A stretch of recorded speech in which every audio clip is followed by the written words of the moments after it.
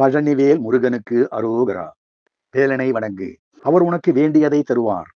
தேவையில்லாத விஷயங்களை யோசித்து குழம்பி போகாதே. எல்லாம் நல்லதாகவே நடக்கும். நம்பிக்கையோடு இரு. சுட்ட படம் வேணுமா, சுடாத படம் வேணுமா என்று தமிழ் மூதாட்டியோடு விளையாடிய வேலவன் அல்லவா இந்த பழனிவேல் முருகன். நான் எல்லாம் கற்றவள், எனக்கு எல்லாம் தெரியும் என்றிருந்த அந்த தமிழ் மூதாட்டிக்கு சுட்ட படம் சுடாத படம் தெரியுமா என பாடம் எடுத்த தமிழ் கடவுள் அல்லவா இந்த பாலமுருகன். இப்படி பாடம் எடுத்த பாலமுருகனே நம்மோடு நின்று நம்மையெல்லாம் பாதுகாக்கும் வேல் முருகனாகவும் இருக்கிறார். வேலிருக்க பயம் எதற்கு, வடி வேலிருக்க கவலை எதற்கு. நாளை நடக்கப் போவதை நாம் அறியோம், ஆனால் அவர் அறிவார். அதில் நல்லது மட்டுமே நமக்கு நடக்க அவர் பாதங்களில் சரண் அடைவதே ஒரே வழி.